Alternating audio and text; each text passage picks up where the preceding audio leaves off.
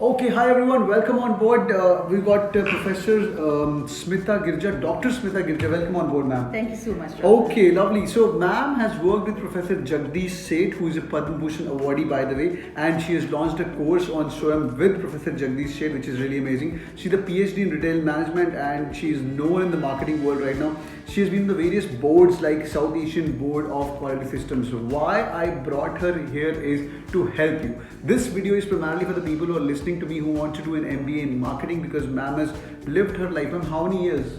18 years, Rahul, now? 18 years in marketing. How cool is that? What we're going to do is we're going to hack today all the questions which ma'am has taken more than 100, 200 plus interviews in her life. Maybe more than that. Maybe, around. I don't think, 200 plus, but around 100. Yeah. Around 100 plus interviews in her life, and she's lived her life with marketing and worked with who's who of marketing in the world. We're going to hack what are the top 5 questions what a panelist is going to ask when you say, I'm interested in MBA in marketing. Some people sound very confused. I don't know how to do in marketing or finance, primarily engineers. So, marketing is an easy bet to say in your interviews because finance would need a lot of data crunching as well. I disagree with that. Marketing is not that easy. Okay. So, but yes, depending on your passion, your interest, we can make it more interesting. Lovely. So marketing is not easy. Sorry for that. Marketing also has a lot of number crunching in that. Yes. There's market research. There's a lot of data marketing analytics. So there are a lot of data involved in everything, whatever we do. Right. Perfect. So let's go with the ma'am. Ma'am, Yeah. what's the first question if you are a panel? What are you going to ask them if you're sitting on the panel and taking their interview? Whether it's top colleges like IIM Ahmedabad, SPJ in Bombay, my ex-college, or Soil Business School where we're sitting right now. Number one, ma'am. What's the number one question? Who is an ideal customer for any product?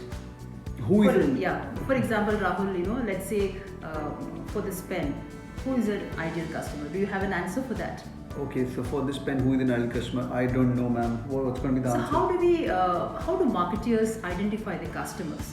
So here let's talk about, they have different processes, but let's start with the very basic fundamental process that is, segmentation, targeting and positioning. So let's say there are hundreds, thousands, millions of people, who will watch your ad or who will be a potential customer. But are they all your customer? They may not. So let's say this is a blue pen, this is something, which will last for just 2 days. So we have a description for this product. Then based on this description, let us actually divide the huge market into smaller segments. Now, there are various ways of dividing the segments. It could be based on demographic factors, it could be based on geographic factors, it could be based on cultural aspects. So, marketers will divide this huge market into smaller segments, and from those segments, they then identify which are those segments to target. Because all segments may not be the right segment for target. For example, if I have huge all over India as my target, and let me identify certain segment in south, east, north, and west, I may not have the resources to target all segments. So I will identify. Let's say I'm just going to start with north. Right. Once I identify the target, then how I'm going to position my product, that is something which a marketer will define. How is this pen different from my competitor, and what are those benefits which this pen is going to give you? I read it somewhere, ma'am. Always sell benefits.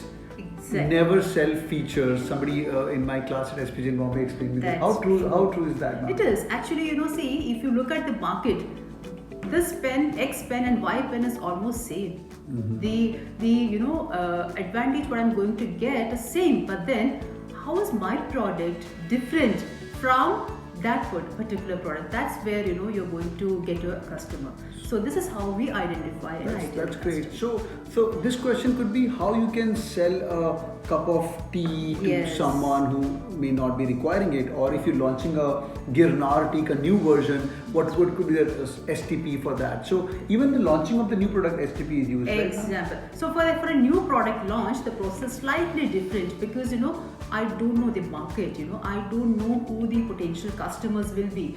First is actually a thorough market study in case of a new product launch. So new product launch, the process slightly different from your Right. existing running product, but then that is something where a lot of customer insights, a lot of deep studies involved in the first stage. That's great. That's great. So guys, so number one rule is read more about STP, what ma'am has spoken about. It's like how to find your ideal customer and also how to actually launch your product. Also, you can use the similar stuff. Number two, these are all PhDs, big guys like ma'am and Jagdish Seth of the world. They're all talking about ma'am, something called value-based Oh, marketing yes. and some value. What's this value-based? So actually, value, if you ask me, Rahul, values for some from this pen, maybe I'm just taking this pen as an example because that's right in front of me, or from a cup of tea, is different for me and it's different for Rahul. So actually, when you talk about a value, I have some expectations about a product.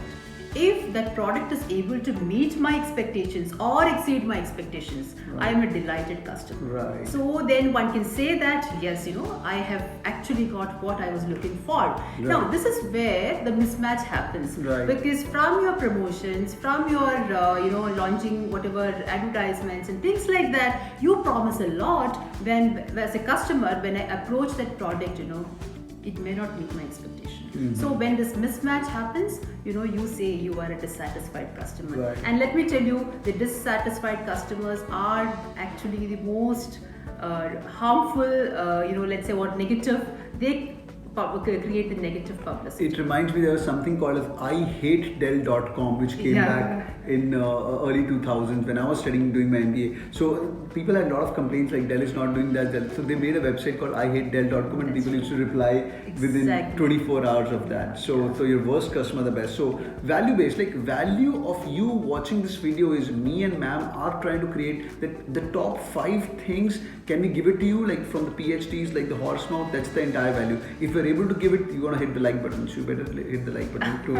Yeah, good, Rahul. That's a good one. No, I think I have not seen a better marketing person than Rahul now. Very good, excellent. ऐसा कुछ नहीं है ma'am. These guys consider I'm MBA in marketing. I'm not. I'm MBA in IT by the way. Nevertheless, ma'am, what's the number 3 in front of you? What are you asking these days? We all know that 4 P's of marketing, Kotler's 4 P's of marketing, where product, price, promotion, and place.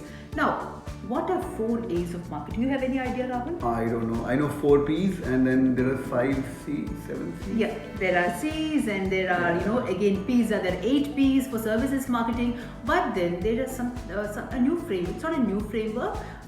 When Professor Prahlad has also mentioned about this framework when he was referring to the rural marketing. So there are 4 A's of marketing which talk this. The 4 A's are acceptability, affordability, accessibility, and awareness. So these are the 4 A's of marketing which talks about, see, in a rural market, what am I looking for? I am not looking for a car or luxury product or anything which is actually a want. It's more a need based system which works there. So let us start with the first A, that is actually the awareness.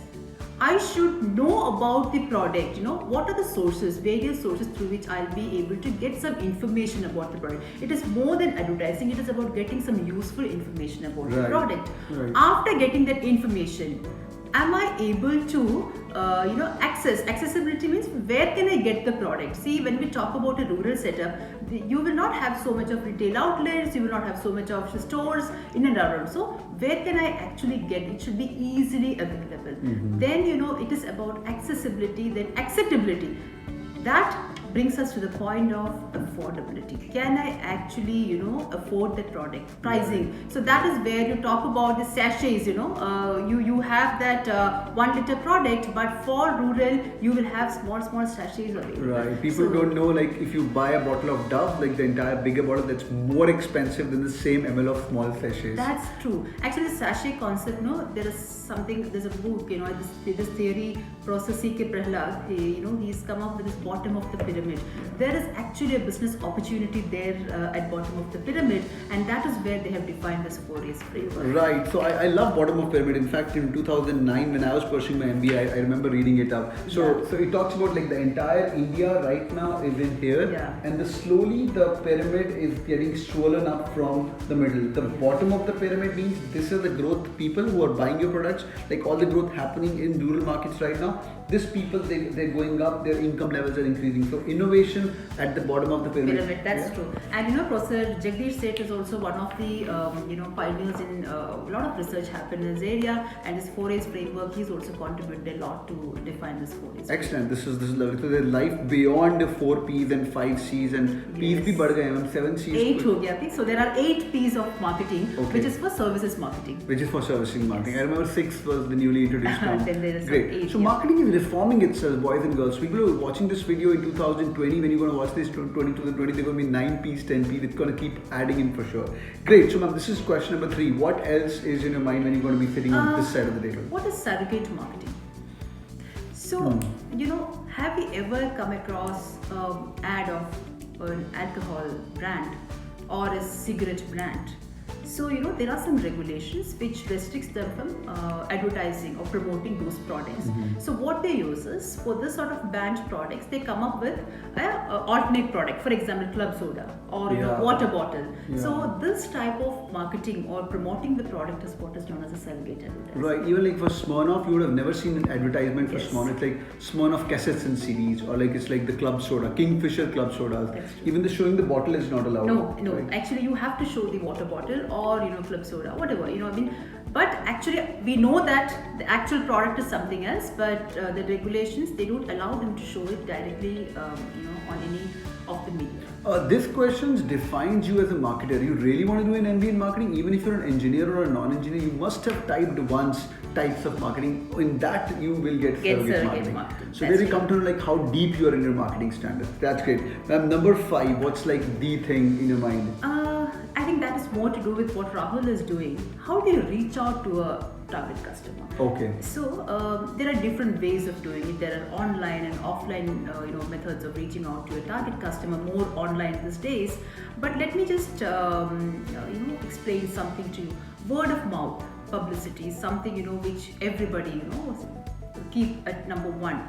Now, what is word of mouth publicity? It can be created. So there are a million questions which can come to us. But then, yes, if I talk good about your product, they feel that as a customer, I am satisfied. Hence, that is a genuine feedback which they are giving. That is what is known as a word of mouth publicity. And I think you guys do the same thing in the digital marketing. Right. I mean, digital marketing is similar stuff. The influencer marketing which you're seeing right now, or your favorite actor is wearing a Wow shampoo, you're going to buy this shampoo. I saw some influencers doing it. What is influence marketing is nothing but word of mouth, where they're taking money for it. There's commercials involved, but they're talking in your language and trying to impress you.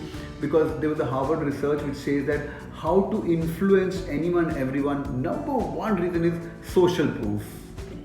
Social proof is the thing which you can influence everyone and anyone to buy. So point number 5, how do you reach your target audience?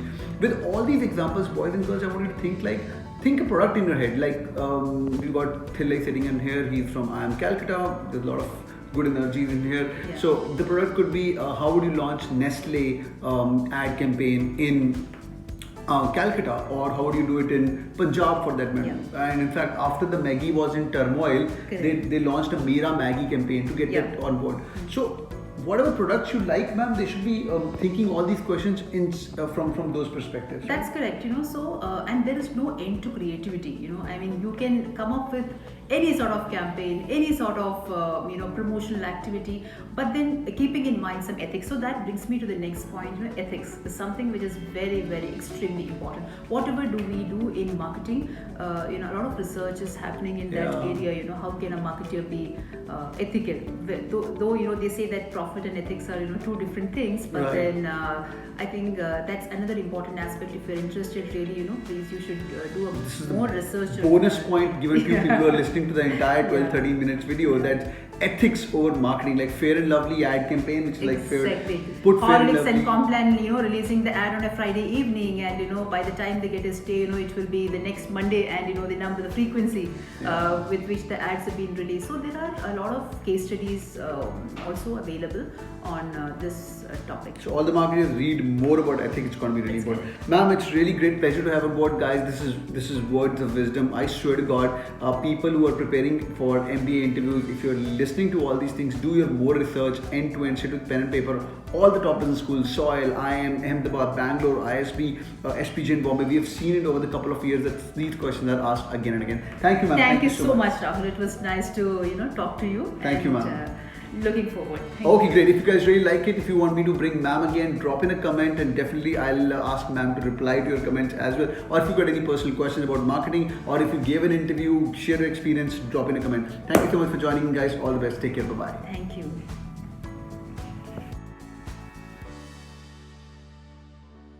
Press the bell icon on the YouTube app and never miss another update from Cat King.